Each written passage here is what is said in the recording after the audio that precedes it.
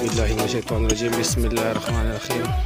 زما د بیکی او د پاکستان تحریک انصاف ټایګرانو په جماعت سلام علیکم. څنګه چې تاسو ته پته ده په بیکی کې دغه ټایم کې شیرخان رکادي په لاره باندې کار چالو دی. تاسو وینئ دا د زور او شور سره کار چالو دی چې کومه وعده شوې وه د ایم پی ایس د طرفه هغې د خیر سره کار چالو دی. او دغه ټایم کې موږ د دې باره کې عبدالعظیم خان نه معلومات وکړو چې د لارې باره کې موږ ته څه معلومات راکړي. بسم الله الرحمن الرحیم. دا زه ټولو نه اول د ایم پی ایس اف شکریه ادا کوم چې دا وایي ایم پی ایس اف 50 لک روپۍ زموږ د کلي له کړی وي او دا فنډ راغی. دا د شیرخان کاکا لار پکې وشو، یو بل تر ګلزار بایي شوی وه.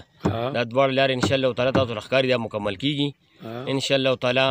مزید چې کومې کلي کې لارې کوڅې پاتې دي هغه به هم کوو انشاءالله تعالی. یو لار به هم نه پاتې کېږي. که د چا مونږ کوم کار راوړی دی ټرانسفارمرې دي یا بجلۍ پولونه دي هله به مونږ په ارام کښېنو چې خپل کارونه سرته کړو او هغه په هره محله کې هر یو کوڅه کې هر یو ټرانسفارمر ولګي، هر یو پول ولګي، هر یو لار جوړه شي او مونږ خدمت ته راوتي یو. او مونږ د بیکي ډېری د خلکو شکریه ادا کوو چې مونږ ته یې ښه کافي ووټ راکړی دی. مونږ د هغې 8 کاله مونږ خدمت وکړو او د هغې رزلټ ولې مونږ ورکړو او بیا هم د ډېر زیات خوشحاله یم. شکریه د هغې ادا کوم او انشاءالله تعالی چې څومره کار دی که بیکي ډېری کې دي او که بیکي کې دي لارې دي کوڅې دي څه قسم کاري مونږ خدمت له خلکو پاس کړي یو او دا خدمت پورته کوو انشاءالله تعالی.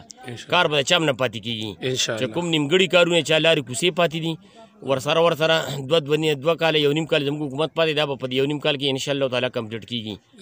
او زه په اخري کې د ایم پی ایس صاحب شکریه ادا کوم، عثمان کاکا شکریه ادا کوم، مینې صاحب هم اوس زموږ جومات ته شیشې هم راغلي دي انشاءالله تعالی. د هغې معلومات کوو کېدای شي من جومات کې به شیشې هم وسولېږي انشاءالله تعالی.